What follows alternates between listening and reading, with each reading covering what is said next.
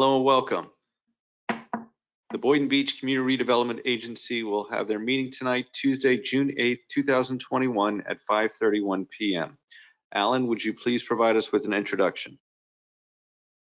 Yes, thank you, Board Chair Grant. Hello and welcome. My name is Alan, and I will assist the Board Chair and Board members with the GoToWebinar portion of today's meeting.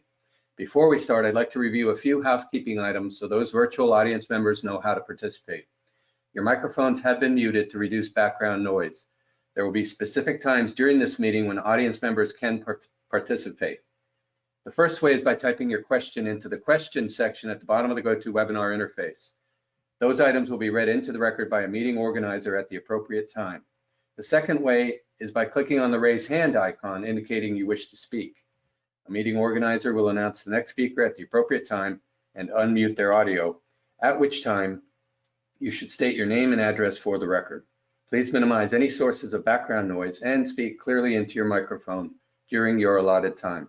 I will now turn control over to Board Chair Stephen Grant, who will be presiding over today's meeting. Thank you, Alan. We'll have an invocation by Reverend Woodrow Hay, followed by the Pledge of Allegiance. Please rise. Most Heavenly Father, we thank you for this beautiful day in sunny South Florida.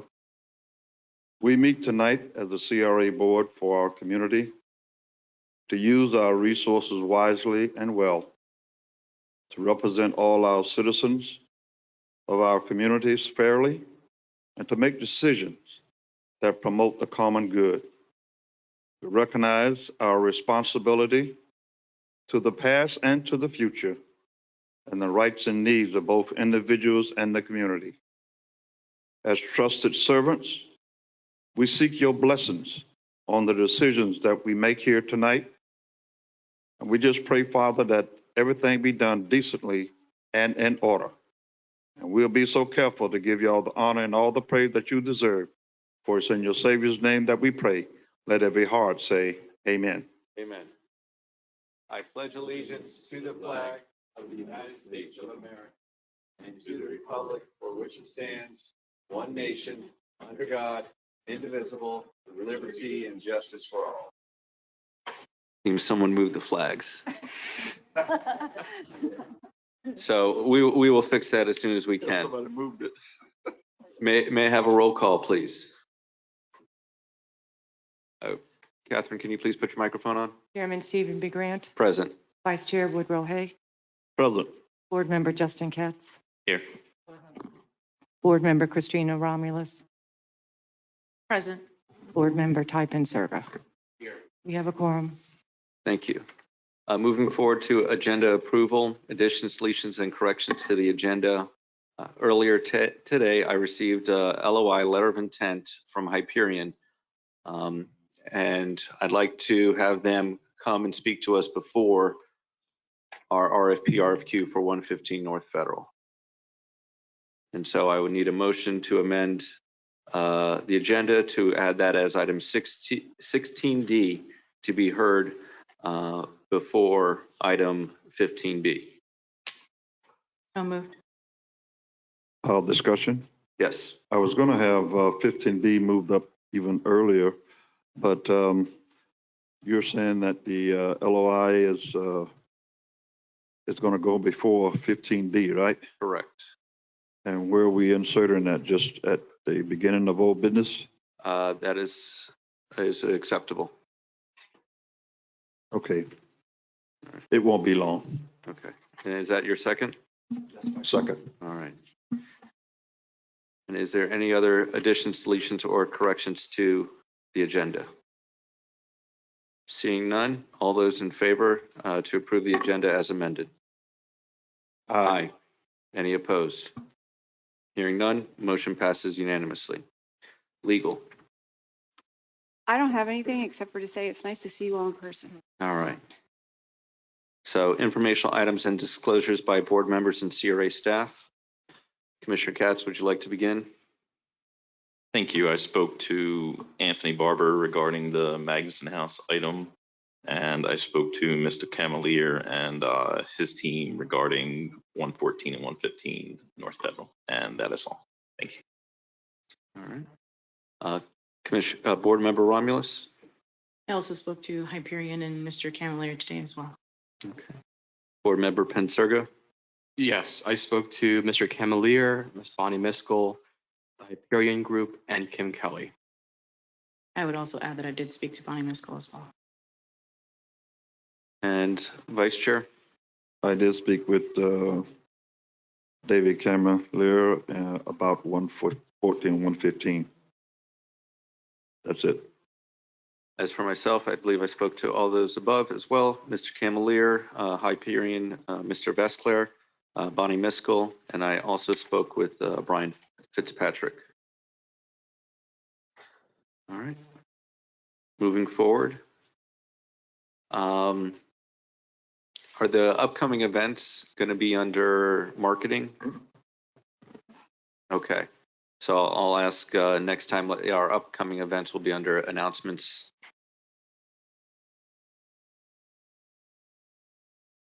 Okay. I don't see anything under announcements. So that's why next time.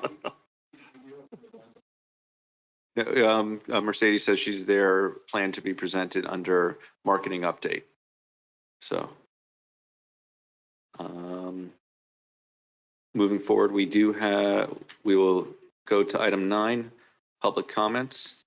Individual speakers will be allowed to speak on items not on the agenda, or if they want to state a specific item that they would like to speak on the agenda, now would be the time. Okay.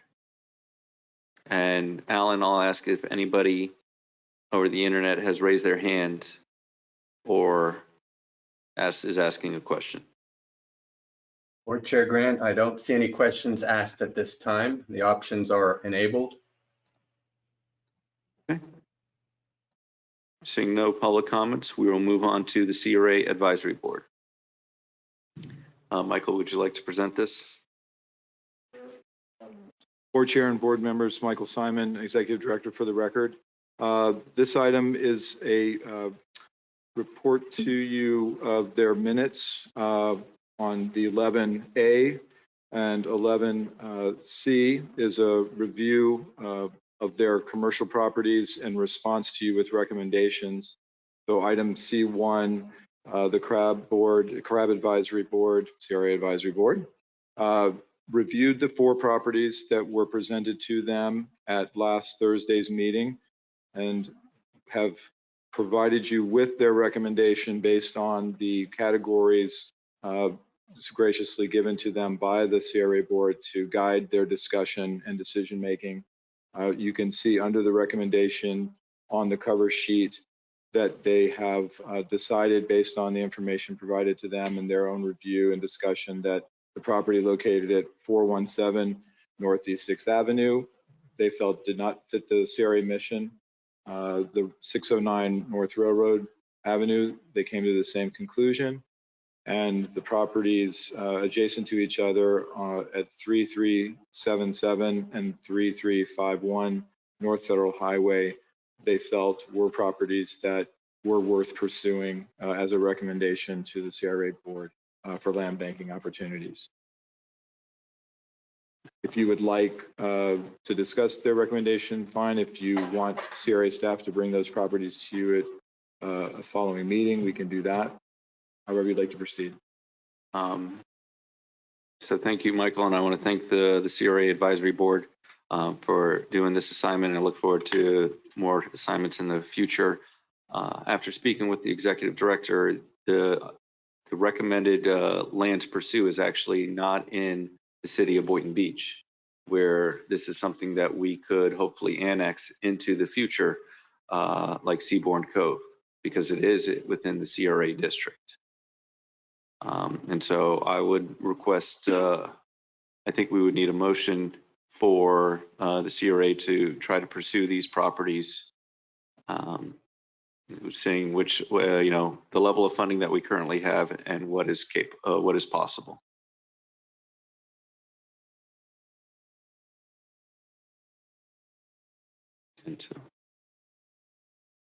And does the board want to look at this a little bit further?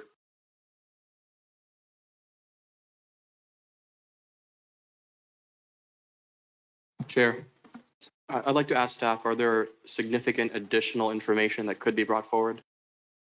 We could present, the information on each property that they provided recommendations to pursue, maps, financial information on the property, such that you could have a specific discussion on it on your agenda, if you'd so like to do that. Yes, I would like that information. And I guess the other thing is that an appraisal, Yes, sir. We can move forward with that. that way, where at that certain time, we may be able to make an offer Yes, sir. or to have them contact us. Good. Chair? Yes. And just also any speculative use if we were to acquire these properties, because they're in a location and the shape of the properties, I'm not sure what type of redevelopment it would even lend to.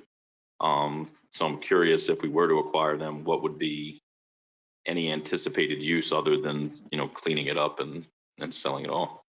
Yes, board member. I think what I would like to propose is that at such time as I've received the appraisals on the property and we've had time to meet with city staff to discuss from a land development regulation perspective what could be done there and potential uses, and what the conditions of the property are now and how they fit the CRA plan and the mission of our statute.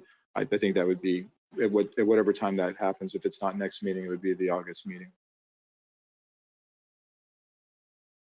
And I think we've received plenty of interest in our small commercial buildings that we have built from other property owners. And I think, what we've done on Northeast 10th Avenue and Federal Highway is an example of that.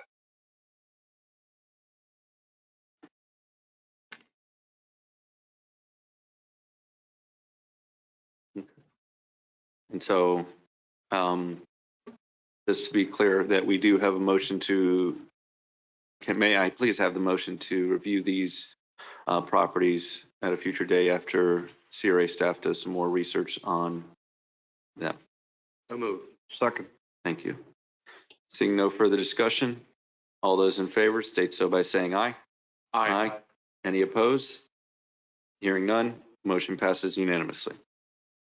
Moving forward to consent agenda.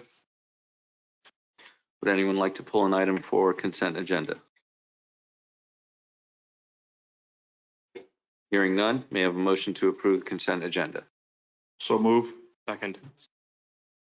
Seeing no further discussion, all those in favor state so by saying aye. Aye. All those opposed? Hearing none, motion passes unanimously. Moving forward to CRA projects in progress. Our first is the Cottage District Infill Housing Redevelopment Project, updated discussion and contract negotiations with Azure Equities.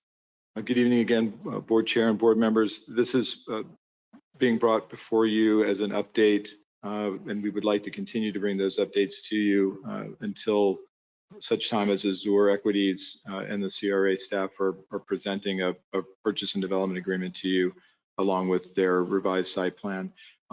We've had a lot of good activity happening, as we would hope, after the board selected Azure Equities LLC as the selected developer for the Boynton Beach Cottage District infill housing and workforce housing redevelopment project. That project, for those who aren't aware, is north of Boynton Beach Boulevard and encompasses the CRA-owned properties between Northeast 4th and 5th Avenues and North Seacrest Boulevard and Northeast 1st Street. This is a project of single family home ownership in nature, workforce with the targeted income eligibility, and approximately between 38 and 39 homes appear to be able to fit on the site plan that they are proposing. So to bring this forward to you, we're just letting you know that negotiations are going well. They have a purchase and development agreement in their hands that they're reviewing, and things are moving along as they should. And we hope to have that back to you at the July meeting with any comments and presentation on those items that may still need some negotiation from the board. Thank you. Thank you. All right. Next, we have 13B, Neighborhood Officer Program, second quarter report for fiscal year 2020, 2021. Yes, Board, this is the second quarter report that was provided to you by the Neighborhood Officer Program officers and the components of their program as backup. If you would like to bring the backup up for discussion, we can do that for you on the screen, or if you have any questions of the NOP officers or Sergeant Deal, they're present this evening.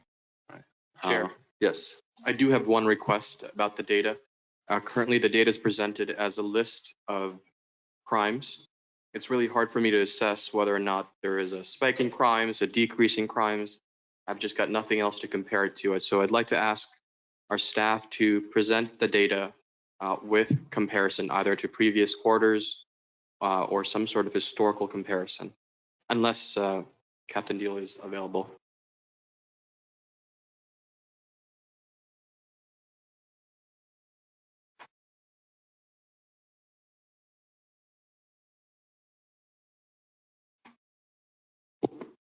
Green light's on. Hi. Sergeant Deal, Boynton Beach Police Department for the record. So you have two different methods. You have the dots and you have the chronological. You want a comparison from apples from quarter to quarter. Is that what you're looking for? Yes, I'm trying to understand what the baseline is. Okay. I don't have what a baseline crime rate here in this area. All right. So I'll have to go back and get that from my crime analysis at the police department and get that data back to you. I appreciate it. Thank you. And Sergeant Deal, what do you guys have planned for the summer? Well, obviously, we got a lot of events coming up with the CRA, but also outside of the CRA, we have to swim with a cop coming up on the 26th at the Denson Pool. That's with Krista Caseta over there at the Denson Pool. But we just finished up get the gun buyback last weekend. We got a lot of stuff coming up. My hands are full right now. So let's see, this weekend we got the Rock the Block with the CRA staff. The following weekend we got the June 19th event at Saracens Park. And the following weekend after that, we have the So I'm sorry, what are you doing for the community this summer, not necessarily the CRA? Yeah, unfortunately, the community, the Sim Center, they're just getting started with some events with the summer camp and stuff. So we're going to sit down with them once school gets out in 15 days. We're going to get with them and find out what we can do to facilitate the summer camp and stuff like that. So we had to wait for them to get their program outline done. Okay. So schools are shut down to us. Unfortunately, we can't get into the schools according to the superintendent. Oh. So we're kind of shut out there for the school year. School year's almost over anyway. But moving forward, hopefully things will get better. Thank you. Is there any other further questions from the board? How many guns did you finally end up getting back? 127. And we actually turned a lot of people away. There was several people who didn't even want gift cards. They're just like, here, just take these guns. We don't want a gift card. So it was 127 total. And there was like some people that just, unfortunately, we had to turn away. So we have another event hopefully coming up in the fall. We tentatively have it scheduled for November. So we'll be coming back to you as a commission for some more funds to do a similar project or event. Thank you. Thank you. All right, we're moving on to our next item, 13C, CRA Economic and Business Development Grant Program Update. Good evening, Board. Bonnie Nicklin, Grants and Project Manager. After tonight's approval, we have a balance of approximately $91,912. And you can also see a list of the BTRs that were issued for new businesses within the CRA district in May. And I'm here for any questions. What do we have currently in the pipeline? I currently have probably 5 businesses in the pipeline. And then more are calling quite frequently now. Okay. Thank you. Now we'll move on to 13D, Marketing, Business Promotions, and Social Media Update.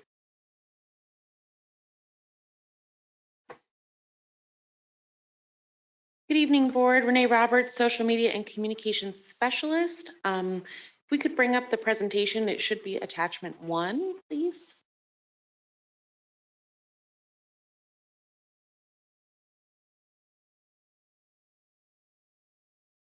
Thank you so much. And you can go ahead and go on to the next slide and the following. Thank you.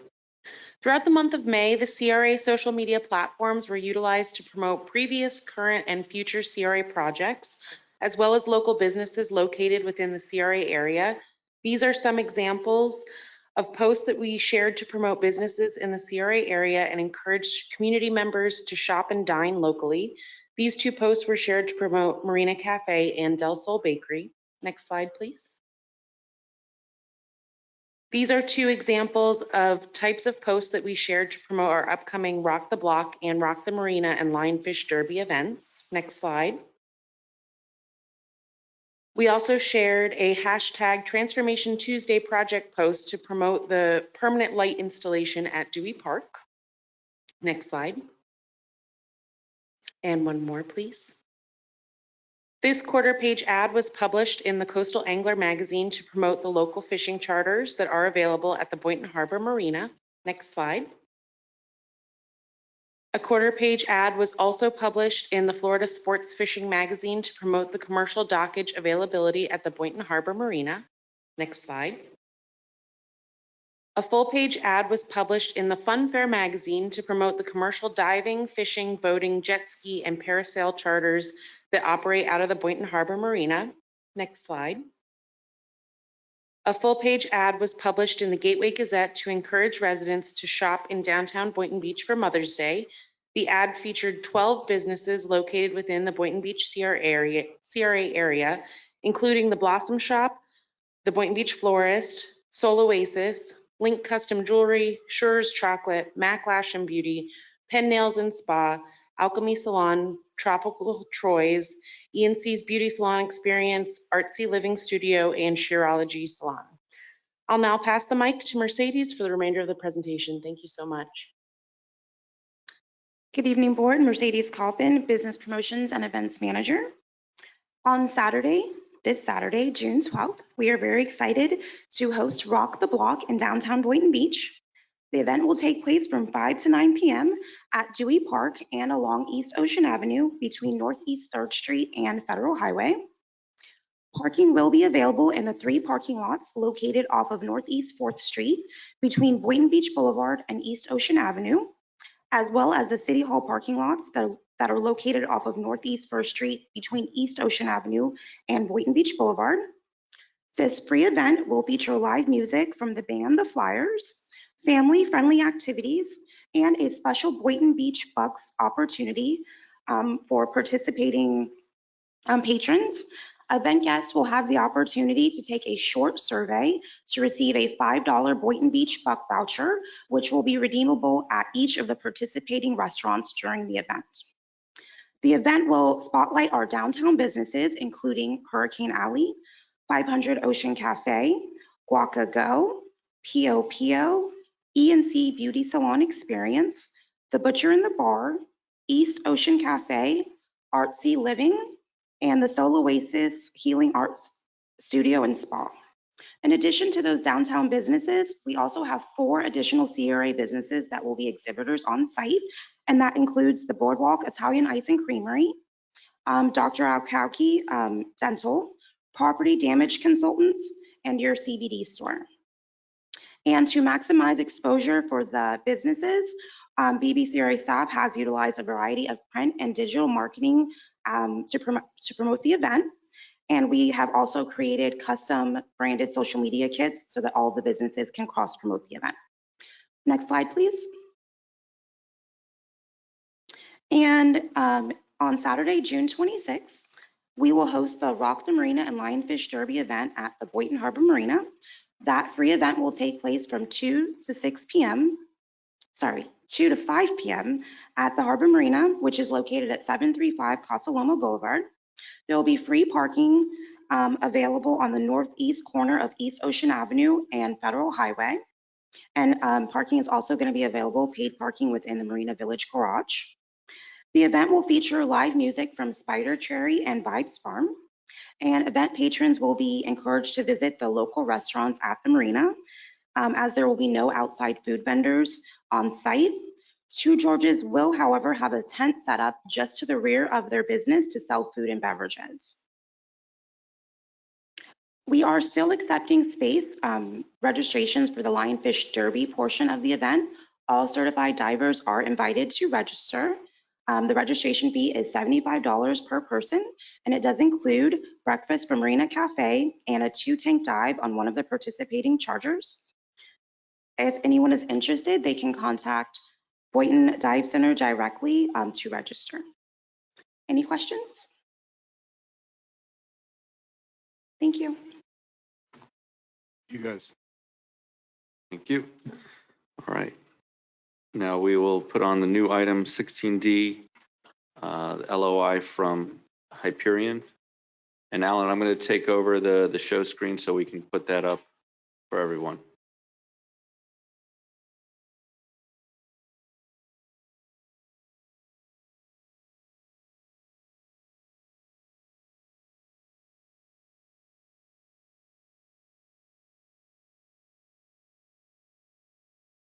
We got it? Yep. All right. Do we have someone from Hyperion to discuss? Good evening, Mr. Chairman, members of the board. Bonnie Miskell here on behalf of the Hyperion Group, and it is very nice to see you all again.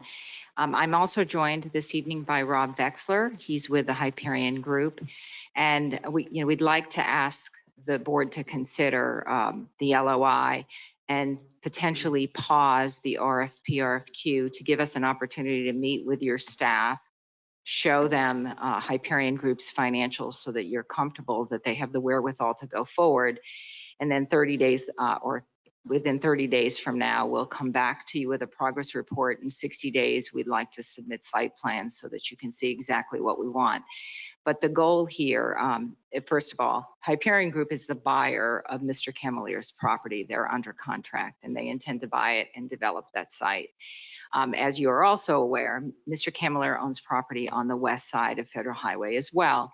And they have a very significant plan to unify both the east and west sides. And with your property, Mr. Camelier's property and his property to the east, it's something that would be particularly spectacular for the downtown. So we'd like to be able for you to consider that this evening. Rob is here to talk to you about his company if you have any questions. And all we are asking at this juncture is for you to consider the LOI, give us a chance to go forward with that LOI, get with staff in a few weeks, again, to discuss financials and to talk about terms, come back to you at the next meeting with a progress report, take your recommendations, and then come back 30 days later, hopefully with a full site plan.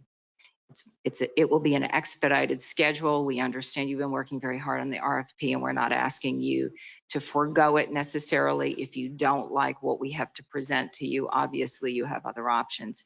In any event, we're both here to discuss it with you this evening. And thank you very much for allowing us to come up and speak on this. Thank you. Yeah, Tara, the issue is that if we accept the LOI, we can put out the notice, and that way by the August meeting, we can make a ruling. Is that correct? Yes, that's correct. Because if we wait to July, we will have to wait for September for the accepting the LOI, because the meeting in August is not 30 days from the meeting in July. But we can state in the notice that it will be on the August CRA meeting. The notice just needs to be published that you have the intent to dispose of the property.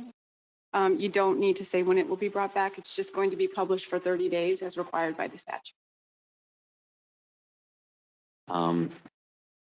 So I'll go first. This is what I've been envisioning for a while now, is that we want to work with the adjacent properties owners. Mr. Camelier is the adjacent property owner. What we've seen with other areas, in the city of Boynton Beach is that having the adjacent properties when you're developing something makes things go faster.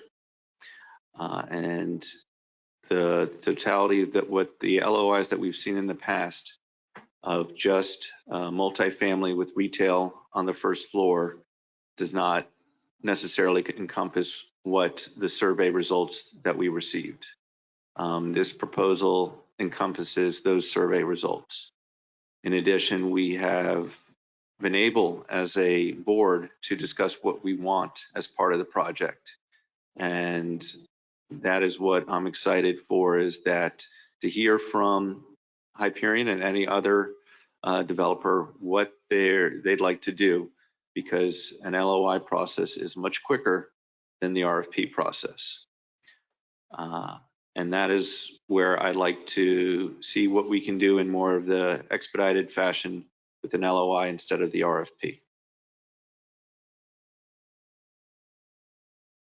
I'll go next if you want. Yes, and then followed by Board Member Katz. Okay.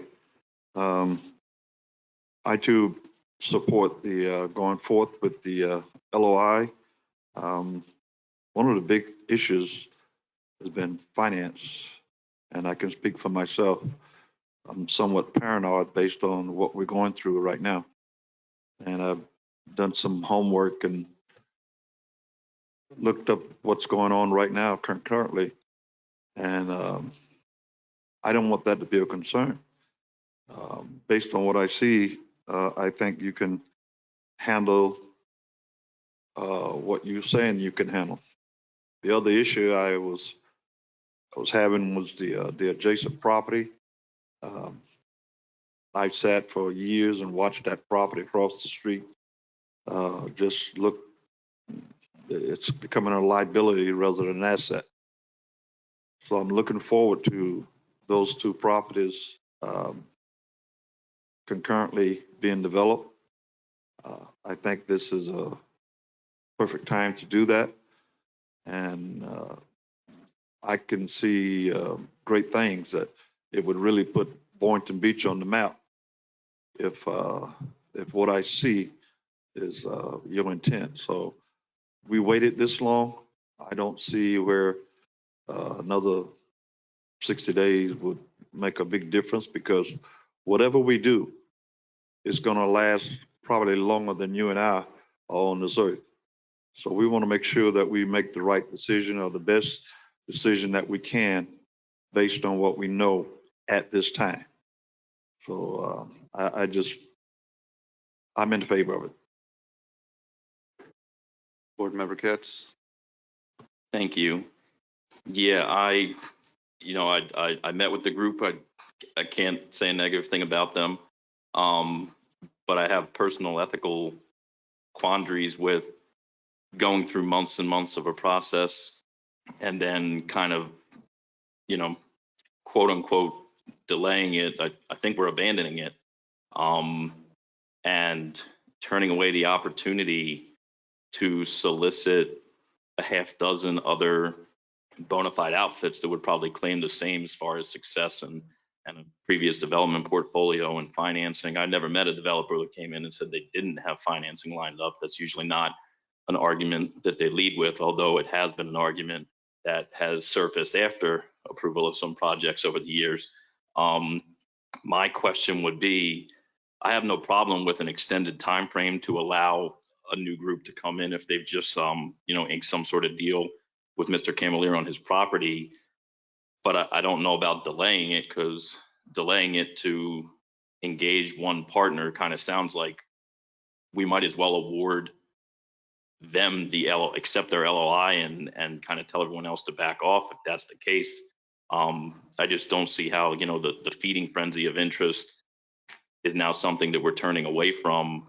Some of the provisions that we put into this RFP that might have gone out included the use of local labor and not subcontracting out to out-of-state workers, and making sure that an apprenticeship program that was fully functional will be activated and utilized in Boynton Beach for a duration of time during construction. So, I worry that we control the process through an RFP, but if we enter into a sole negotiation, then it becomes a give and take without any parameters or any preconditions. So again, I don't doubt anything that anyone said from the team. I respect them as much as anyone else who's willing to invest in the city. I just, if I had my ideal way to kind of split this and give everyone what they want, or at least everyone what they say they want, it would be to issue the RFP with an extended window of time, with a 60 to 90-day response time, so that any due diligence or any kind of extra work needed to catch up with some of the other developers is afforded. I don't know, with all we've done and all we've talked about and what we've presented to the public in terms of going to an RFP to actively allow competitors to present the best project. I'm not comfortable at this time turning away from that. Thank you. Yes. Chair. Thank you. So I have a lot to say about this, but I'll keep it to a few bullet points. Let me begin by saying what I've already said before in the past. What this intersection needs is something phenomenal that's going to blow us out of the park. This is our prime intersection. We all agree that this needs to be a destination. And in order for that to happen, for some serious placemaking, we cannot have more of the same product. We cannot have another traditional cube, if you will. Now, I've also said in the past that I prefer a mega project that incorporates both sides of the street. That's how we're going to get a destination, something phenomenal. Now, let me tell you my concern. Now, as they've already said, we've been through this process for many, many months. And, we've seen this happen to the Cottage District, where we delayed and delayed, and to the point that the applicants at that time started to fall off, right? They started to back out. And so this is a balancing act between getting the best possible deal to get the best possible product, while also not sending a message to the development community that says, that there is any sort of favoritism or any of that type of notion, right? We want to make sure that this is a place where everybody can invest. What I understand that makes this particular group different is that they have an exclusive agreement with the property owner across the street, which makes them or puts them in a very unique position to develop the so-called mega project on both sides. So I just met them. I recently just spoke to them. I was very upfront about my concerns, and I'm open and I'm interested in learning more about them. And I also have the same concerns as board member Hay. Financing is a big deal. And if we go down this route, you have to convince me or all of us that the project, the vision is realistic. So I can be open to a few more weeks, and we only meet once a month, so at least 30 days of an extension. But in that time, I really need to see proof of financing. I need to see cost breakdown. Does it include apprenticeship programs and so forth? What's the timeline? What is the ask to the CRA? And what are you offering for 115? So, these are the questions I have. And if you can come back and blow us out of the park, then I would be extremely interested. But I'll leave my comments there for now. Thank you. And board member Romulus. I would have to echo my fellow board members' comments in terms of board member Katz. I'm of the opinion that this is a project that we're all, really invested in. We have all spent a lot of time, really nitpicking the language of this RFP and what it's going to look like and what it's going to do. And in terms of, the day of that we are going to be issuing this RFP and to have an LOI enter that day, it again just kind of throws me. And I just feel that we've had multiple conversations and we've expressed very clearly what we're looking for on this project. And I think it is time to simply just let this RFP dictate and take course and allow for individuals to come before us. I have no issue with this particular developer bidding. And I think if, in my opinion, due to his proximity, due to the level of interest that he already has with the adjoining property owner, that he will have a certain level of, I think, preference in RFP bids that will return to us simply because of all the controlling factors that he already has going for him. So in my personal opinion, I feel that in order for the process to be fair and in order for us not to be showing favoritism, and really to show what the market has to offer, because I think that's what we've always said here, that we want to let the market dictate how we really move forward with our opinions in mind, with our all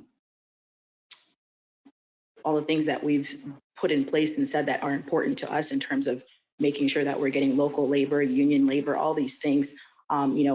We can't negotiate that with an LOI, or perhaps we can, but either way, I just want to make sure that we are giving, we're doing our due diligence. When you come to a situation where, we've, I'll speak personally for myself. I feel that we've been burned in the past with, having rosy colored glasses on and thinking that a developer will be able to deliver. And they make a lot of promises and they showed us a lot of pretty pictures. And they even say, yes, I have financing, I'm backed by so-and-so and whatnot. And then after that, everything falls out from under us. I just want to make sure we don't repeat the same mistakes of the past. So that being said, I would prefer that we move forward with our RFP. And if this particular developer is interested, he has the option to bid on that RFP as well. Thank you. Tara, there was a comment from the board member regarding unethical to accept the LOI. Is that true? My personal opinion, so I'll frame it as such. Okay, thank you. So before I ask this board for a motion, I do want to open it up to the public or anyone else that would like to have any comments on this. And so. Thank you again for your time. Chair. Yeah. May I just make one addition to my comments? Yes. As I mentioned earlier, I'm in favor of the extension should those information that I requested be provided. Have a clear plan, what are the costs, all of that, proof of financing. But should that not happen, I just want to be clear, I'm going to move forward with the RFP. Thank you. And so I do see a hand raised online, Kim Kelly. So I'm going to unmute your microphone. Kim, you're currently self-muted. Hello, can you hear me? Sorry, can you hear me now? We can. Okay. Hello, my name is Kim Kelly, owner of Hurricane Alley and also founder of the Downtown Business Coalition for a Better, Brighter Boynton Beach. A few things that just after listening, first of all, we've never had any developer come to us that has offered to do both properties. So I think this is new. It's out of the realm of the RFP. It's a total new thing that's being proposed. So I really don't think 30 more days to explore this would really hurt. I think it's a small price to pay to see what is offered. I mean, that's what we started out to do 8 months ago when I contested the initial developer of Bill Morris. The DVC, we want what's best for the future of downtown.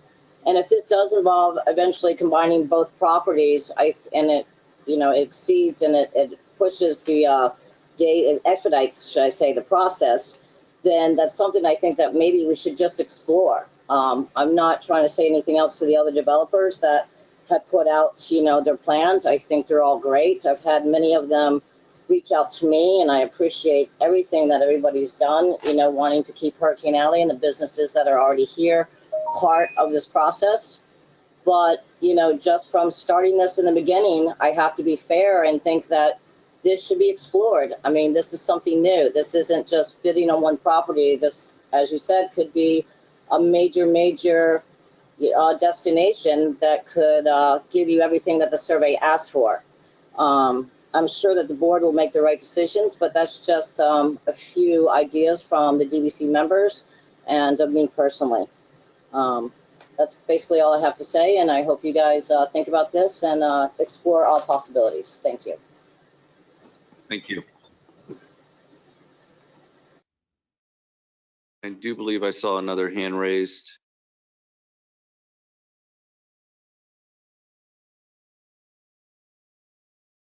Alan, is there anyone else with their hand raised or asking a question?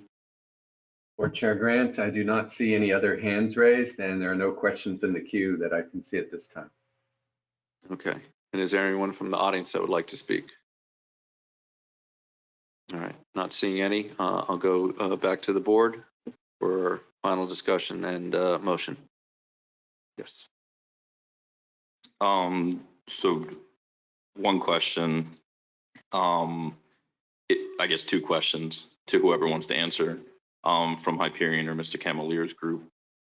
Is the sale agreement of the property east of Federal contingent on also acquiring or being selected for the property that we own west of Federal? Like, is that purchase and sale agreement or whatever the verbiage is for Mr. Camelier's existing property, if you were not to somehow get, what you're seeking, which is both properties, is that deal not going to exist, or is it contingent? No, we have purchase agreement. Can you state your name for the record and address? You might use the taller microphone. Yeah. Hi, I'm Rob Vexler with Principal and CEO of Hyperion. Thank you for giving us the opportunity to discuss this today, and appreciate all the comments that have been made. I'm happy to, if there are any specific questions about anything that's been said, I'm happy to respond. Very sensitive to some of the points that were made about financials. If I was in your place, I'd be asking the same questions and making the same points, and we are happy to provide in the coming days or weeks. Excuse me, would you speak loud? I got old ears. We're happy in the coming days or weeks to provide whatever comfort levels you need to get comfortable with us, both from a project execution standpoint and from a financial standpoint. To answer your question, very simple answer, the answer is no. We have, it's not contingent. We have a contract on the east site, and we will close on the east site. Thank you. Chair, Yes, may I just review a couple of procedural issues please. before anyone makes a motion?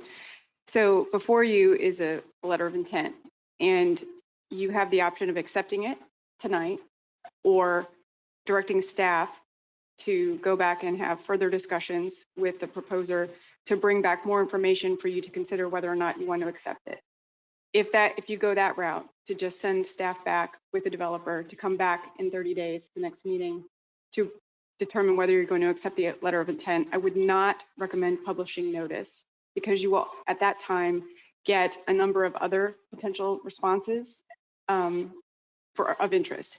So if you're not sure whether or not you want to accept this letter of intent, I would wait to the moment that you do want to accept the letter of intent to publish notice, because that will trigger other interested parties to submit their letters of intent, which, if this doesn't work and you want to go back to your RFP, would make that a little bit messy. So that would, just a little procedural issue I wanted to make clear for you.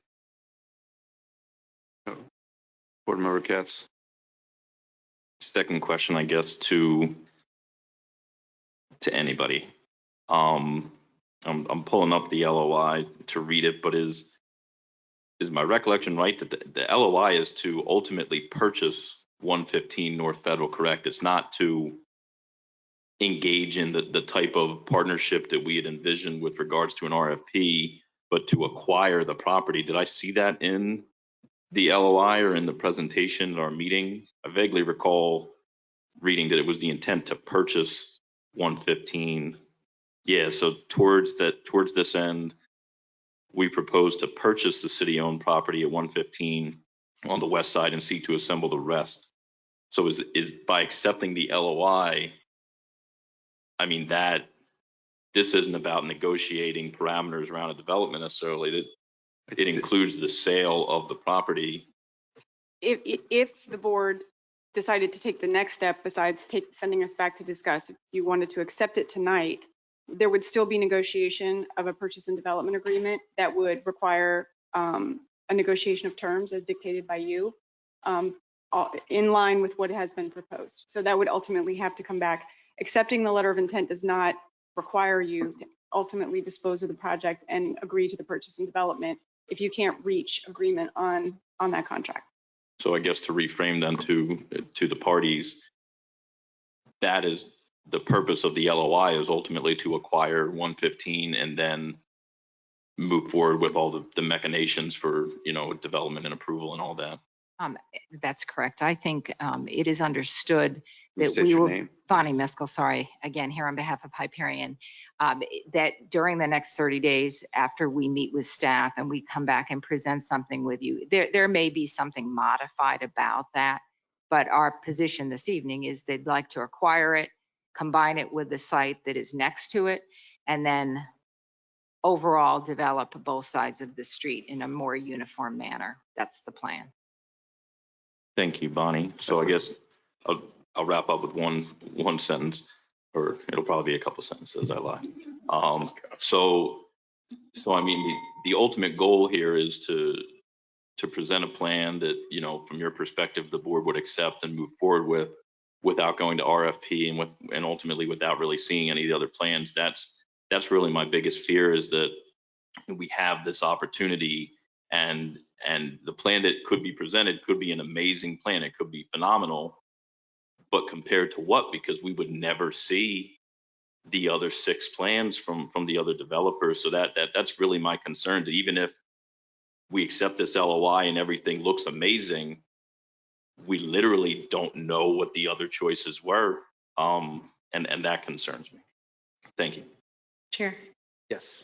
I'll add to that and, you know, simply talking through the timeline with board or CRA Director Mike Simon, ultimately, you know, if we're pushing out this RFP further, then it gets to the point where we may not even unseal and look at these bids until perhaps after we're out of office. And so that changes things drastically, because it wouldn't even be in our hands anymore. So at that point, you know, is that a decision that we want to make, where, you know, we simply want to pass this on to the next commission, you know, because with sending out the bid, for looking at the bids, opening up the bids, look at the bids, and then ultimately making a decision that takes us potentially into February, March timeframe. So this conversation may very well be moot. You know, so I do want to, you know, help, or at least perhaps have CRA Director Mike Simon reiterate to the board the conversation I had with him earlier today in terms of what the timeframe would look like, where, you know, if we keep pushing out this RFP, it just may very well never happen while some of us are still up here. Yes, please. Yes, Board Member Romulus and CRA Board, the discussion that we had, which actually picks up on item 16B, which is not the specific item we're speaking of at this moment, but the time frame that's being proposed to the board under that item, under the RFP, would provide a release date or an issuance date of the document on June 18th, and it would provide 90 days for the respondents to submit their proposals, which would be on September 21st. That provides the CRA staff and any city staff that is deemed appropriate to provide input on those submittals. It gives us time to bring it before the CRAB board if you chose to assign that to them at the November 4th meeting, and then to you presumably on the November 9th meeting for presentations by each respondent and proposer. Ask questions. At that meeting, you could decide that it was obvious to select one of those that proposed, or you may be understandably overwhelmed with the information that was provided. If there were 10 or 15 respondents, then that would be a lot of information in one evening. So not knowing how that would go, which was part of the discussion I had with Board Member Romulus, it could conceivably go into December meeting where there's maybe you narrow it down and you do another short list of people that come back in December, and you maybe select them in December, or again, if not, it would be January. But essentially, it does push. Right now, we have a purchase and development agreement in a time frame coming to you in February. So you would have the details of a contract negotiated after selecting a developer by the February meeting, if all went smoothly and went well. Any obvious push out of those dates would just extend it by the 30 or the 60 or however many days before the release of the RFP.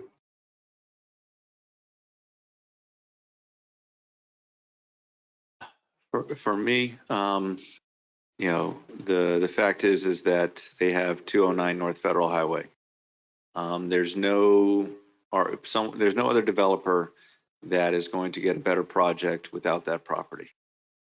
It is a third of an acre on Federal Highway, and that is essential, I think, for this development. I have no problem waiting for what happens to the future. And if, you know, the way that I see it is that what has happened with the Cottage District, the first developer we picked backed out, the second developer backed out, and the third developer finally came in, and we still don't have a purchase and sale agreement. We could say that that could wait until next commission. The other thing that we had to deal with was Family Dollar. When we had an option to buy for 1.3 million, we decided to wait, and it was taken away. And now it's, you know, that could have been a huge project with our MLK corridor, and now it's, you know, it's going to be another Family Dollar, or or budget general Family Dollar General. I'm sorry. And it's not necessarily adding to the community with economic activity, which I was hoping that the Family Dollar or that property could have done. As mentioned before, you know, we don't want two multifamily projects designed right next to each other. We do want the options for condos. And having this developer to develop both parcels, we're talking 7-8 acres, makes the difference for us to delay, because we're not going to, I think, get a better offer, because right now the CRA only has a little over 2 acres. And that's my mentality, that we should go forward, accept the LOI, put out the notice, have an update in July, and then make a decision in August. Where if we don't make the decision in August, we can issue out the RFP, where this commission can still accept, you know, pick the top developer. However, we will not be able to finalize the agreement, which I feel is also fair, because, you know, the new commission that is going to be dealing with the aspects of our decision may want to have a say in it, because, you know, they could say, you know what, this is not what we want, and they may try to recant.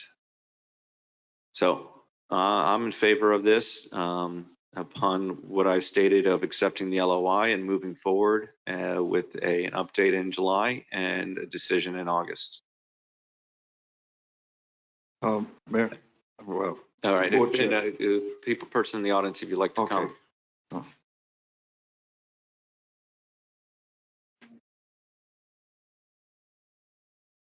You can speak in the bigger microphone. Yeah. This one, that one over there, this one, you want? This whole one, yeah.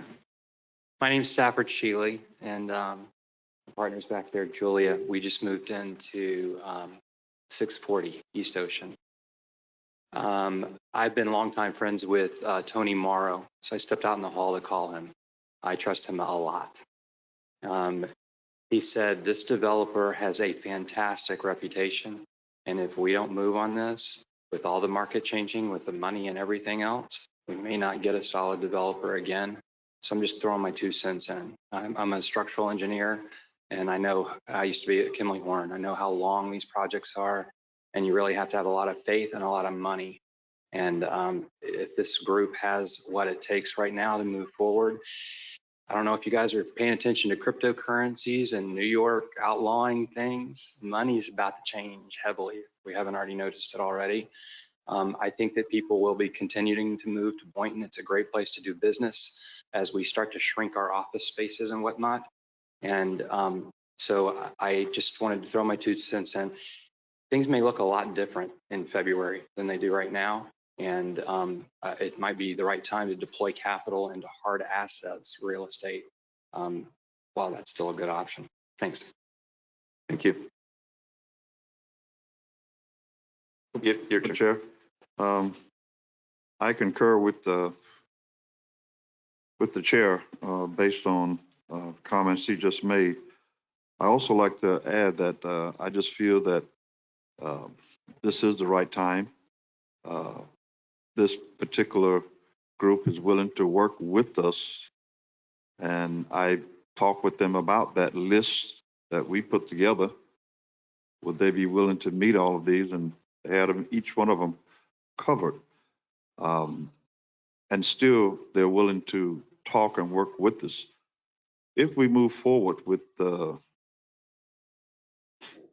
the RFP and everything, we get muzzled. We get the cone of silence. I'll be professional. And we can no longer talk about and dialogue about these things. I think this is the time now to do it. I think as I look at what is being done and what has been accomplished in New York, and I know we're not New York, what has been done and being accomplished now in Miami and as well as West Palm Beach. There are some dynamic projects that I've seen that we would be proud to have here in Boynton Beach. And I just been waiting so many years for something to happen on the east side. And here we have an opportunity for someone, the developers, and coming forward saying, hey, we can do this together. We can move forward with these two pieces of property. And what we have and what I saw, you would be proud of. All the details were not there, but just from the surface, I can tell you that I'm excited about it. I just feel that we need to move forward, get it done, and not risk the opportunity, not risk losing some of the developers down the line. If they can come back in 30 days and show us the finance and all these concerns that we have, I see no reason why we shouldn't be moving forward to make our city be one of those cities that's on the move, as I stated yesterday. So enough being said, I'm all for it. And I understand what my colleagues are saying about looking at others, but I've been around a long time. And I've heard those comments before, and we waited, and what we got did not measure up. So I just feel this is good. I feel good about it. I've done my research and I'm ready to move forward. And I have the motion, please. Chair, I do have a question for staff, probably legal. So the question now is, do we accept the letter of interest or not accept it? Earlier, I said that, the reason that I'm even interested in entertaining this extension is because we now have a developer. What makes them unique is that they have this exclusive agreement with the property owner. So from my understanding, if we accept an LOI and there is a notice, we could get more people to come on in. However, they're the only ones that have an exclusive agreement with the property owner. So what would be the sense of accepting an LOI if nobody else can have that agreement? I don't understand. That's what I'm trying to understand. I have a disconnect here. So from my information is the reason why we accept the LOI is so that staff can move forward with discussions. Could we not merely just direct staff to speak with them? The problem is that there's no contract involved. There's no. I thought you said that. Direct staff to bring back further information, more detail in 30 days. Okay. You have two options. You can accept the LOA tonight and direct staff to publish notice. After 30 days, we are likely to receive other letters of interest that would be brought before you at the July meeting if that happened. That would be if you chose if you accept the LOA tonight and direct us to publish notice. You can also, in the alternative, direct staff to sit down with the submitter of this letter over the next 30 days and have them bring back our recommendations and have them bring back a presentation with more detail to answer your questions. And at the July meeting, or whatever date you pick that meeting to be, determine whether or not at that time to accept the LOI and publish notice. So you don't have to publish the notice tonight. You don't have to direct us to do that tonight and accept the LOI tonight. Okay. So if we don't issue the LOI tonight, we cannot hear it until September. if I'm not mistaken. So you can hear more information about the LOI to determine if it's something you want to accept in, say, July. Then if you tell us to issue the notice of intent, we would have to publish the notice of intent. And given the days, I think your concern is that 30 days from the July meeting would be expire after the August date. So the soonest the purchase and development agreement could be brought back for approval would be September. Am I doing my days wrong, or is it August? You are, but it would be highly unlikely that you would have a purchase and development agreement brought back in any way, shape, or form that quickly. And I would suggest that to temper the expectations of the board, realistically, I think you would need the August meeting to have any realistic amount of information in a presentation form and reviewed by staff. We can give you an update of what's been happening in July, but we're giving people 90 days to respond to what a much smaller project than they're proposing. They're proposing, we're only issuing it for half of the project, or not, less than half. So I don't think that's something that could be accomplished that quickly, as long as you're comfortable with us bringing the final, I guess, result of that information gathering in August. I think I'm more comfortable with that date than the July date as being your date to decide whether they've given you all you need. I don't think that's fair to you, quite frankly. Okay. You have to go to the August. Board Member Katz. And I think that question from Board Member Pensurga is an important one, because no matter what's been presented, I've sat up here for 5 years. It could be 12 months until a deal is negotiated, even if we decided exactly who we wanted to work with tonight. So the idea that not going to an RFP might speed up the process, I don't see it, just because of experience. My second concern that Board Member Romulus raised is that, for all intents and purposes, I think if we go the route of not issuing the RFP, that the RFP is dead for this term of office. I would not be comfortable if we paused the RFP, went through a 60 or 90-day period of discussion, and then came to a conclusion now that, let's see what the RFP can yield, and then it coming in after we leave. I would honestly, at that point, if that's what happened, I would refuse to issue an RFP. That would be my vote, because I wouldn't want to craft an RFP to produce respondents based on my preferences, only to pass it to a new commission. I would personally hand off the entire thing to them, because they wouldn't be under some time frame. They would have 3 years effectively, anybody new up here. So the timing and everything, again, it just, I don't know if speed, to me at least, is of value in developing this. And when I say speed, I mean, a difference of a month or two. Because if we're able to do everything that's being discussed in a month, it is a massive thing. I don't know if I want to, if we say we get this done a month early, I don't know if that's of any value to me. Yes, Bonnie. I have a suggestion, and thank you for allowing me to speak again. I did take copious notes here, and Commissioner Pensurga had mentioned that he had essentially 7 items that he'd like to see responses to. Perhaps if you're amenable to this, what we could do is we can get with your staff, within 2 to 4 weeks, whatever their convenience is, and not only give you a progress report, but actually respond to these 7 important items. One, of course, is the financials, and there are a number of others that were suggested, at which point in 30 days, you can either choose to consider the LOI or not consider it at all. But I think we can give you enough information on the very key points that you've made this evening that would make it easier for you to then be able to make the decision to proceed or not proceed. Thank you. I appreciate that, and that's what I'd like to do then. Chair. Sorry. That's all right, Chair. That's exactly what I would like to do. Sounds like it's the cleaner option. I mean, the whole point of asking for more information is that we can't make a decision just yet until such more information is provided. So it's hard for me to say yes to accepting an LOI now if the information isn't here yet.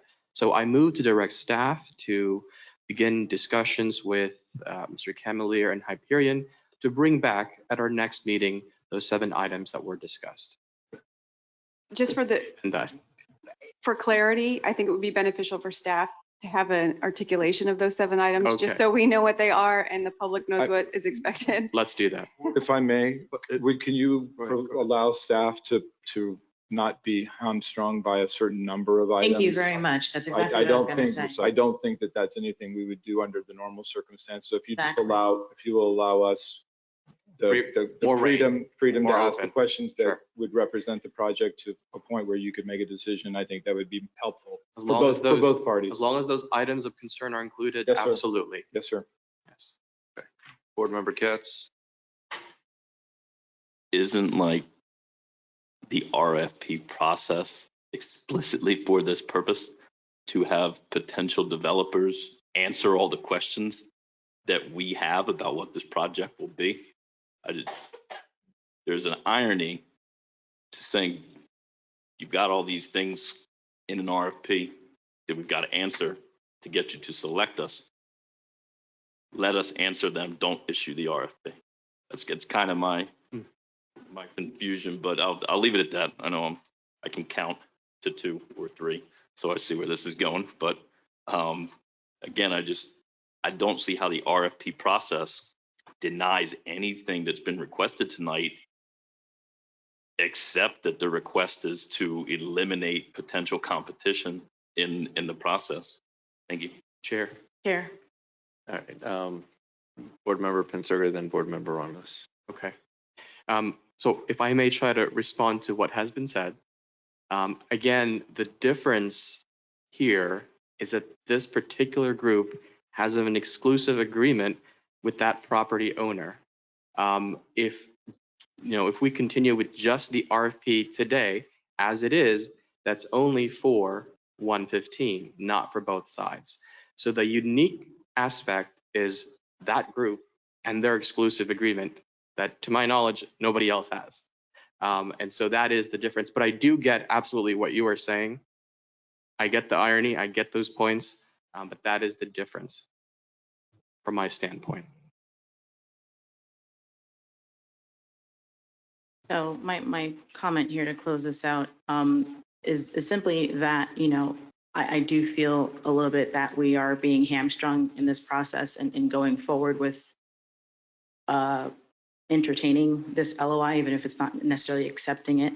I also do feel that, we have an obligation to look at all possible angles and all possible opportunities for this property, as I'm sure I've heard from many of the mouths of my fellow board members up here. And unfortunately that this is where we're choosing to go right now. I do understand that this particular developer has an exclusive agreement with the property owner, and that it makes things a lot easier in terms of negotiations. I also think that that should be the very reason why this developer would want to partner and be a supportive entity rather than a whatever entity it is that they're proposing to be in terms of claiming exclusivity on this 115 process or this 115 property. I'm of the opinion that we are hamstringing ourselves by making this decision or by looking down this direction. And I think there's still a possibility for everybody to get what they want in terms of having a developer who owns this adjacent property and who would be willing to work with us, because I think it's in their benefit as well to work with us as we are still able to maintain control over the 115 property. I feel like we're kind of giving the cart away by just going down this direction. Before we even really know exactly what they have to offer. I saw the presentation today. I wasn't impressed. It was colored boxes. That's doesn't tell me anything about what they really have in mind for this property. It doesn't put into play anything that we've said that we wanted for our RFP. Though we've had months and months of deliberation about what the RFP language is, I think this developer could have done a better job in terms of what they wanted to present to us if they wanted to impress us. So I'm just going to say I'm not impressed. Perhaps this, period of engagement that we're going to have may perhaps bring that level of impression up. Hopefully, I'm optimistic. I'm not going to close those doors.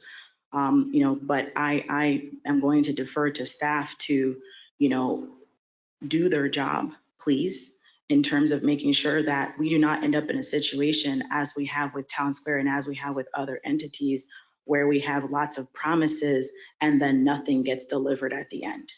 Those are my comments. Thank you. Yes, Board Member Katz. There's been a lot of reference to this sale agreement. I was going to ask, if it sounds like a pretty exciting agreement as far as agreements go. Is there a willingness to share the sale agreement between the two parties so that we can be privy to all of its magnificence? Because it sounds being promoted as this great agreement. I'd be curious about it myself. Would you be willing to accept in a private fashion or in a public fashion only? Either or. I just want to see it. I'm not trying to make it a spectacle of any sort. Would it become public record even if they show it to us privately? Eventually it will. I mean, Yeah. we would certainly want to verify that there's a contract for the property adjacent to the CRAs. That's the premise by which Absolutely. they're, So, that is an ask to the applicant.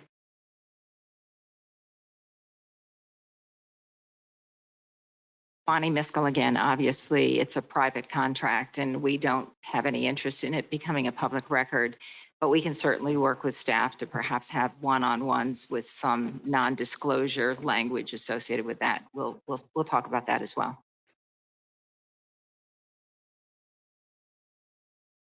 I do have a question. I'm not sure it's appropriate to ask at this time, but is the acquisition of other properties a consideration?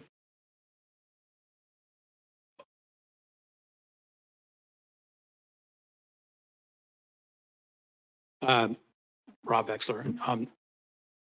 I assume you're referring to properties on the other adjoining properties on the west site. You got it along Boynton Beach Boulevard and along Federal. Yes. Yes, that is the goal. And Ocean Avenue. Yeah. That's the goal, is to have complete both blocks to be part of a cohesive master plan development. Thank you. And obviously to work with whatever local business owners that are there in a way that is sensitive and to their interests, and with a goal of actually keeping a lot of them as part of our development. Another question for legal. Would you verify or explain the cone of silence? At what point does that go into effect in terms of being able to talk about this? So this is a letter of intent, and there is no cone of silence I'm sorry. This is a letter of intent, and there is no applicable cone of silence. The cone of silence is a part of the RFP process. So once the RFP, if it's issued, the cone of silence applies at that time. So at this time, there's no cone of silence because no RFP has been issued for the property. If that is issued, then you would not be able to discuss it with developers until such time as all proposals had been submitted and there were presentations made. Thank you. And then just to follow up on the public records issue, I will look into that and provide some backup responses to each of you after the meeting. So I'll ask for a motion from the board to direct staff to work with Hyperion to bring us back our requests, or what our staff feels are our requests, that we can tell them for the July meeting to have that update. So move. Thank you. Second. And for staff, was that sufficiently clear? So do we need a motion to reject the LOI and then a motion to direct? No, I think it's fine that you direct it to bring back more information. All right. Well, I believe that was your option number 2. Yes. Yes. So that's what we really Yes. voted on here. And so we have a motion and a second. Seeing no further discussion, all those in favor state so by saying aye. Aye. All those opposed state so by saying nay. No. We have a 3-2 vote with Board Member Katz and Romulus dissenting. Congratulations. All right. Moving on to item 15A, discussion and consideration lease terms with Sea Life Seafood Inc. for the CRA owned property located at 401-407 East Boynton Beach Boulevard.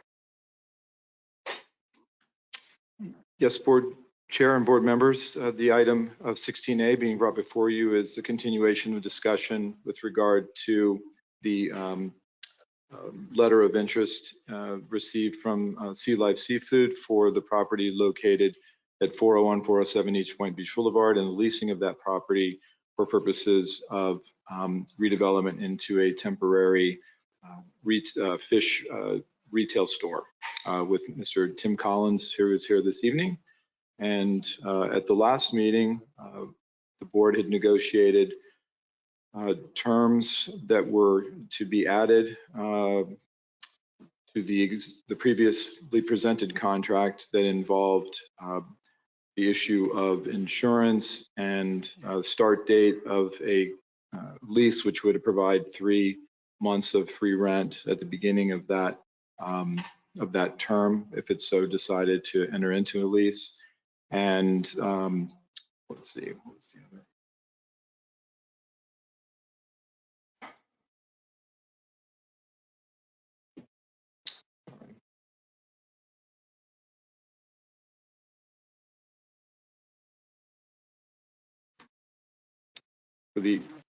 I'm sorry. It's okay, Tweet, if you. So we did get kind of a survey of or a site plan. Draft preliminary site plan as presented to city staff on April 20th. That's the one that was presented to you at the May meeting. Okay. And so the board, I'll ask the applicant, how is the process going with the city staff in order to get this moving forward to see if this is still a possibility? Well, we only received the revised lease back about 36 to 40 hours before the deadline on Friday. Actually get to it. We got it last Wednesday at like 5 p.m. with the revised lease with all the revisions we put in it. The parking lot situation, we've actually, when we work with Steve Myatt this here in Boynton Beach, Mm-hmm. I've been more in communication with the state about the parking because that's what the city code said was the issue backing out on the Boynton Beach Boulevard. Right. Parking lot that we originally had drawn up and shown you all was very extensive. It's going to be an expensive procedure. We've actually, since the building's going down, we've come up with a new diagram that would actually be fractions of the cost to actually to cure the parking issue. That has just come to light in the last few days. Few days, you said? Yes, literally in the last few days. I mean, I've been back and forth with the state for 2 weeks. Okay. What we're looking at doing is once they tear the building down, we just extend the parking forward with a little bit of a pitch. So that way the drainage would just go into the empty lot in the back areas. And then that's much cheaper than building an entire parking lot around the building with all the other items that need to go along with it. Okay. Just literally got my hands on the drawings today. From my standpoint, when we left last meeting, the parking was the issue. Mm-hmm. The original LOI requested, the grants and things that are available for the city for, different renovations and things. All of those were put aside. The board made it clear that they didn't want to invest any of the city grant money in putting into a building that could be turned down, which I understand. So we're still moving through the process. I do not have bids back or approval. I've sent the drawings over to code and different places of that nature for the new proposed parking situation there. Okay. So, I mean, we still want to move forward with the lease. Okay, perfect. And so, I hate to move it forward another month before we get anywhere, but I don't think we have any other options at this point. okay. And so, may I suggest that once you get some more information back from the city, that you contact us directly individually. Okay. And that way, if we have any questions at that time, or you have any questions, you can speak to us individually. And hopefully we, at the July meeting, can get a lease up and running. Yeah, okay, that'd be great. Yeah, because quite honestly, after the last meeting, when we weren't sure which we were going forward, we just stopped putting funds into something that we didn't know if it was going to move forward. Okay. And So, then, but we're, I think that we, with what the new parking that we've basically got email approval that the state's much more comfortable. okay. Because what we're creating is there will be a 25-foot driveway lane inside the sidewalk where the cars can move back and forth, so they can back in and out without it getting anywhere near the highway. Okay. And it'll check all the boxes, and it'll be a quarter of the cost, a fraction of the cost to pay that one little strip. And then I'll ask CRA, how far are we along with the demolition to make that happen?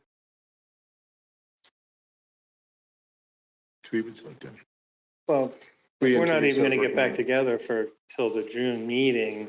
This is the June meeting. I mean, the July meeting, we're not going to move forward till the July meeting. There's no rush to take that building down in the next week or whatever. And, I'm not. I'm asking them to see Yeah, where, okay. because Yeah. regardless, we're taking the building down. Yeah. Yeah. Good evening, board. Teresa Utterback, Development Services Manager. They are in for permit Okay. for the demolition. So I don't know where in this permit stage, but it's been for about 3 weeks. So. Okay.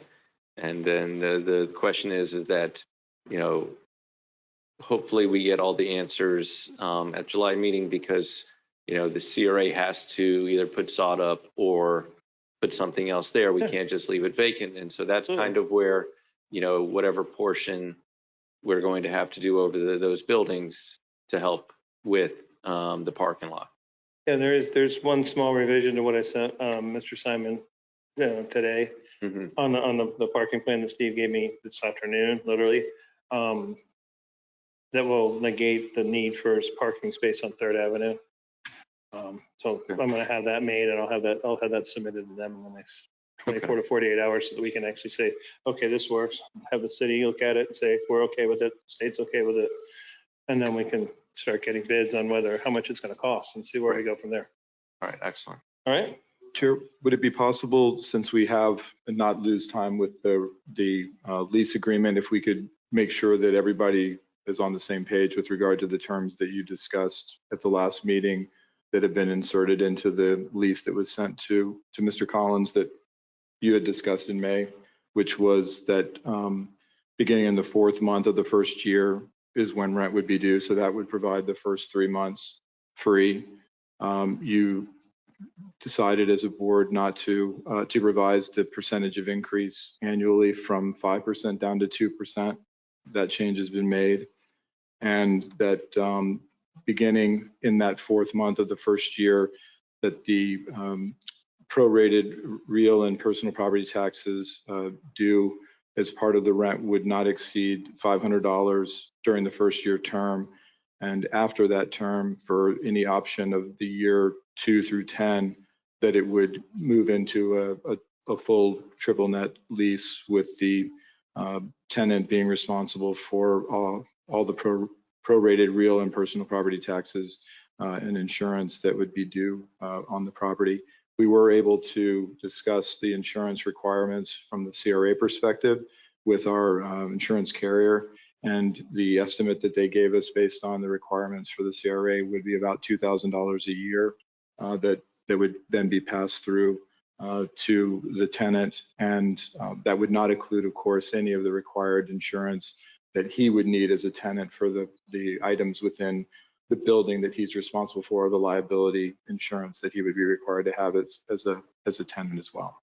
So that's pretty much covered everything, right? Yeah, they do have one question that just came up with pertaining to the actual real property taxes.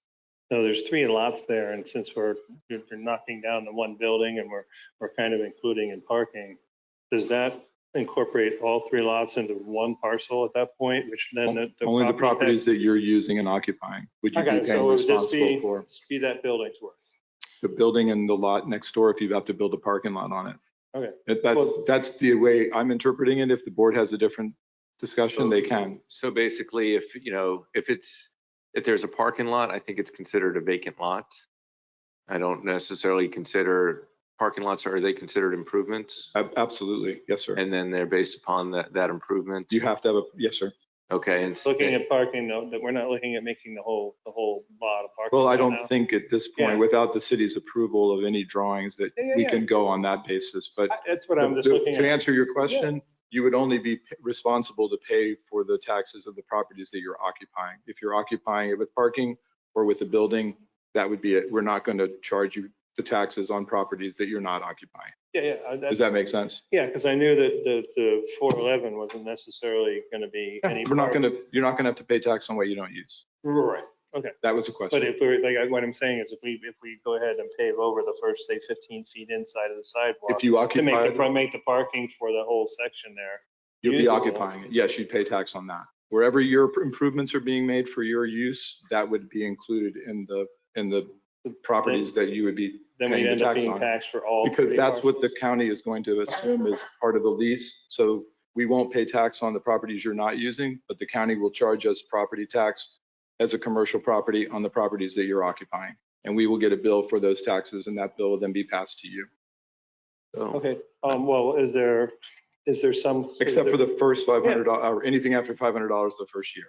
Oh, is there something that could be created where, you know, since I'm dealing with the empty lot and the 2/3 building, could there be a thing where we maybe share a third of the cost in front of the 411 building for that extra 15 feet of paving for those spots? How about this? We're only going to be charging you for the properties that you use. Right. So let's say if you use half of the middle property, we will only charge you for the half that you use. I got it. That's fine. Absolutely. I was just looking at if we do spread the parking all the way across and become reliable for all three lots. So it's kind of See what I'm like. saying? Then the. Each of the lots, the square footage that you're occupying. Yeah, it goes from. How about that? Yeah, it goes from That like would be $400 or what we would do. $500 a month up to, you know, like $1,500 a month if it's all three lots. Not calculate your taxes based on the grass behind the parking that you're using. Perfect. Yeah. I would be glad to say it. Yeah. Just wanted to be like, okay, what did I just do? Customers aren't parking on it, we're not going to What charge. did I just agree to? That's all. That's what I was looking at. Okay. All right. We'll see you next month. And we'll be in touch soon this week or at the beginning of next week. Thank you. All right, and now 15B, we're going to consider that. You just probably need a motion to table. Okay, thank you. May I have the motion to table? So move. Second. All those in favor state so by saying aye. Aye. All those opposed? No. All right, motion passes 3-2. Moving forward to item 15C, consideration of approval of system audit reports and payment release to Seabourn Cove Holdings LLC for the properties known as Seabourn Cove Phase 1 and Phase 2. Good evening, Board. Jabara Jenkins, Accounting and Finance Manager. On May 16, 2021, the CRA received the required systems audit and city compliance verification as required in Section 5.3 of the agreements, as well as verification of tax payment. The systems audit is in compliance with the agreement. The increment revenue calculation worksheets are attached, indicate the financial breakdown to determine the amount of the annual reimbursement as it shows below. Phase 1, an estimated payment of $425,009 for the 8th year of 10 consecutive payments. And Phase 2, an estimated payment of $173,955 for the 7th year of 10 consecutive payments. Staff recommends the CRA board accept the system audit reports and approve the payments preliminary estimated at $425,009 for Phase 1 and $173,955 for Phase 2. Thank you. May I have a motion to approve? So moved. Second. Seeing no further discussion, all those in favor state so by saying aye. Aye. All those opposed? Hearing none, motion passes unanimously. Discussion consideration of interlocal agreement between the city and CRA for the CRA district streetscape lighting improvements. Motion to approve. Motion to approve. All right. And so I just want the staff to go through what we're approving. Yes, good evening, Board Chair and Board members. Tweesha for the record. This is an interlocal agreement between the city and the CRA for the CRA district streetscape and lighting improvements that were presented to the board last month.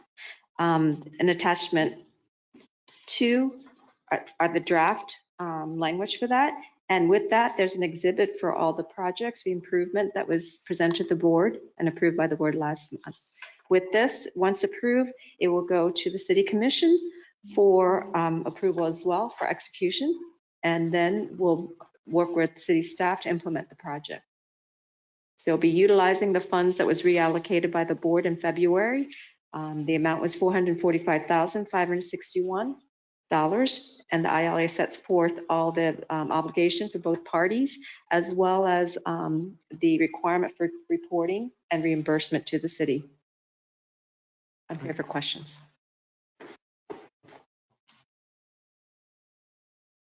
All right, we have a motion second. Seeing no further discussion. So move. No, we got already motion second. All those in favor state so by saying aye. Aye. Oppose? Hearing none, motion passes unanimously. Palm Beach County Housing Authority project update. Yes, Board Chair and board members, we just wanted to provide you with a project update regarding the potential acquisition or involvement in the acquisition and redevelopment of the vacant lots that are currently owned by the Palm Beach County Housing Authority within the Heart of Boynton district of the CRA plan and the Cherry Hill neighborhood on north behind the Point Siena Elementary School and the Carolyn Sims Center within the Cherry Hill neighborhood. Since our last meeting in October, the city has assisted the Palm Beach County Housing Authority with submittal of their disposition application to HUD, which is the application that allows them to dispose of the properties. The Housing Authority has also done appraisals on the property, which is also required. The CRA in turn has also done our own appraisals, which is required by statute as well. As of the May 11th meeting, or May 11th, we have been in contact with Tammy McDonald, who is the property development director at the Palm Beach County Housing Authority, to keep in touch. Between the city staff and the CRA staff, we have been in regular contact with Palm Beach County Housing Authority staff. This process of disposal appears to be going through some type of an auction disposal process. We are not clear today when that would occur or how that will occur. If that will occur similar to the tax deed sales that are done through a computer system, and we and others bid through that computer system, or if it will be done in a room with a live auctioneer. But what we need from you this evening to be prepared is if this occurs between now and the next board meeting or any thereafter, we just wanted to be safe. I just have this concern that between meetings will be the day the auction happens, and I need your approval to move forward with entering into that auction for those properties with a limit of the budget line item that you approved of $500,000 in the event that that takes place in between a meeting that I cannot gain your approval for at that time. You have approved $500,000 as a proposed amount of money for acquisition of those lots, and we're just again seeking your approval to move forward with that if it occurs. Thank you. No, this is exciting. I remember my first meeting at Palm Beach County Housing Authority back in 2017, researching everything that's going on. Yes, I'd like to get that motion to allow CRA staff to go enter the auction for up to the budget item of 500,000. You know, I'd like to say that we could put in more because it's likely that the project's going to go more. I just don't know if we have any more of those funds after item 16A. So 500,000 for now, and if we need to increase it, we'll hopefully have that opportunity. Motion to approve. Thank you. Second. Discussion. Yes. Just to praise the chair, because to his testament, as he said, he's been working on this for pretty much the whole time. Probably within the first year of coming up here, you started talking about these properties. So I just wanted to give you the kudos you deserve. Thank you. I appreciate that. Yeah. Thanks. Good job. Well, it's, you know, I mentioned to our executive director, you know, there's good news that we have news. All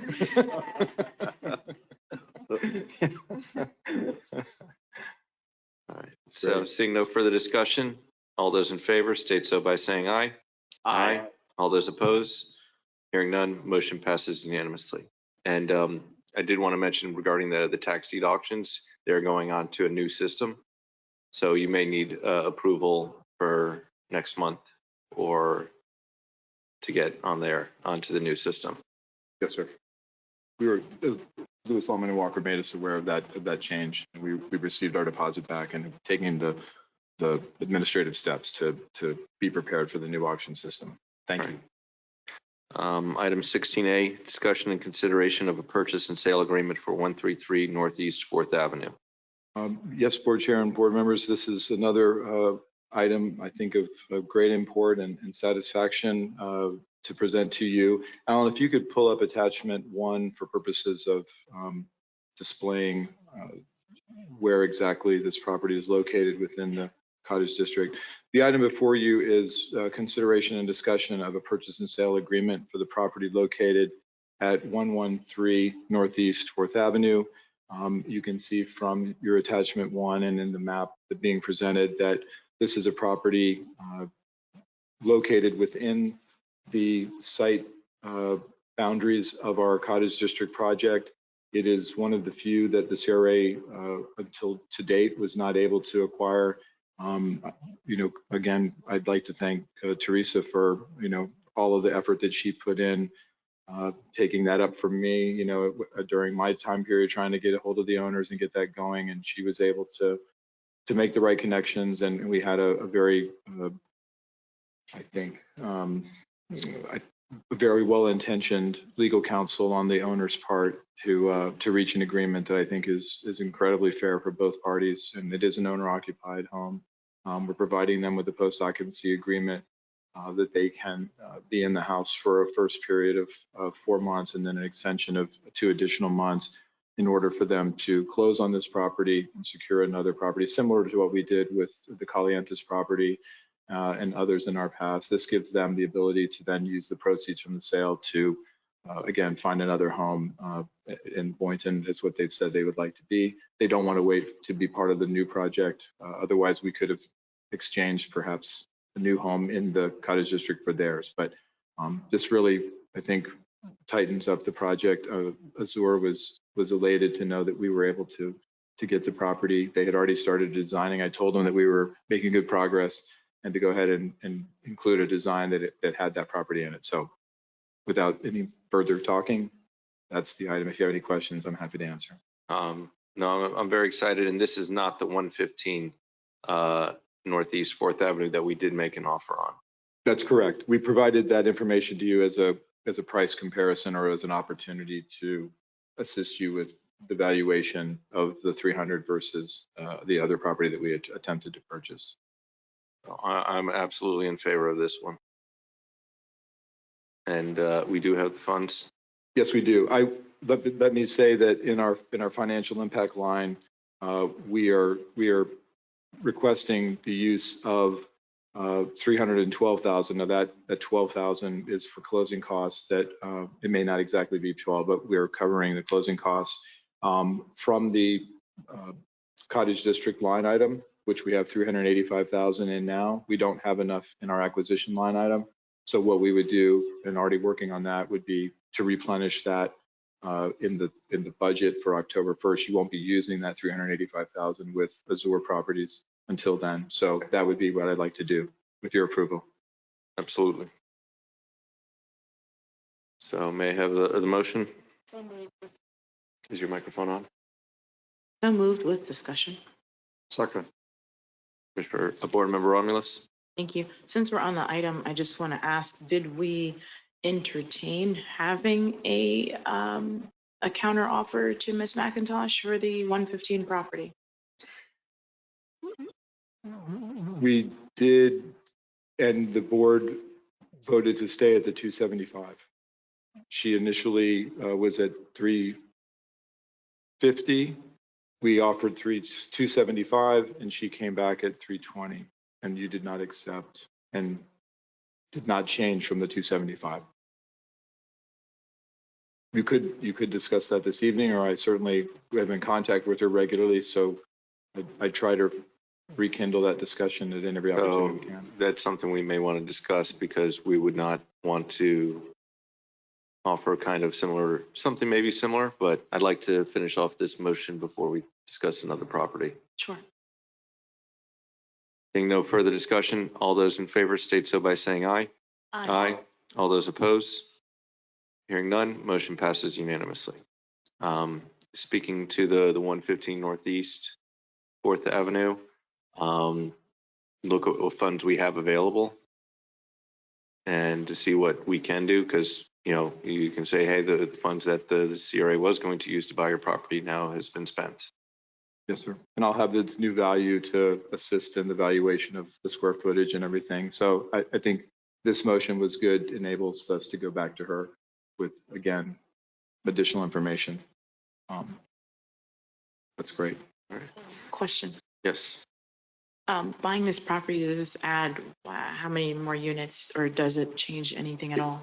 It adds 2 additional units. Yeah. It was a positive outcome to the project for sure. So thank you for asking that. Oh yeah, it was very mid-block. Yeah. And exactly. it had a. Yes, sir. I mean, Yes, Barbara. I wouldn't push Ms. McIntosh if she doesn't want to go, as she really kind of has more of a, if I'm looking at the aerial properly, the corner of Northeast 4th and Seacrest, is that going to be where the park is, or is it the opposite corner? There will, the park that they're proposing is inside the project, Board Member Romulus, but there will be, I believe they've got 2 or 3 homes on the west side of Ms. McIntosh, and then there'll be a entrance road on the east side of her property, and then again, continuation of homes going easterly from there. So you're right, of all the properties on 4th, hers is the easiest to build around, where the property you just approved really was kind of the thumb in the middle of the project, because it affected the properties to the north and on either side, and the layout of those properties having to use the road and then one house. Now we can, with the road width, it was a very beneficial acquisition to the project and the layout. So thank you very much, and thank you for asking. Right. And last question, and just to clarify, these prices that we're offering are well above market value, correct? The prices that we are offering is above appraised value, but within, I believe, a reasonable and previously approved amount, but not above that previously approved amount. Meaning they're fair. They're very fair. Yes, sir. Yes, ma'am. That's my question. Absolutely. I would hate to be under. No, or the lowballing owners were people. very appreciative. I wasn't sure if the attorney was going to be this evening, but he has really done nothing but flatter the board with the project in general. The homeowners are very happy to be participating in the project in this way, and are excited for the opportunity to be able to live in the house afterward. While they get there, they really were just extremely, I think, grateful, and they thought it was extremely fair. We also agreed to pay for all their closing costs and not split those closing costs. So we've got a couple other things that we're doing to make sure that the homeowner is being, I think, treated as a homeowner would be when the CRA buys it, as opposed to an investment property. We are keenly aware of those types of issues when we buy an owner-occupied house. So thank you for asking. And it's kind of part of what we do. So I appreciate that. Thank you for being conscious of Of course. that. Yes, Thank you. ma'am. Okay. So for the board's knowledge, this property is about 2,500 square feet bigger, and the house is about 300 square feet bigger.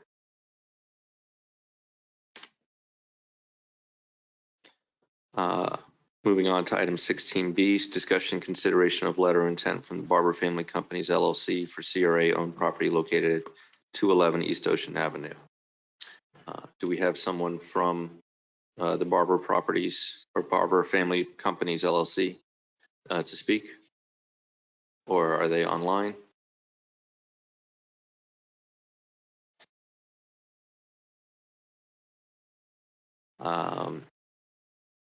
I'm not necessarily inclined to accept this LOI, mainly because of all the requests of having outdoor kitchens next to residences, and having 200, and what I think I would rather do is have a barbecue themed event in the CRA district to help promote the restaurants within the CRA. If that's kind of allowed, Tara? Okay. Yes, and it sounds good.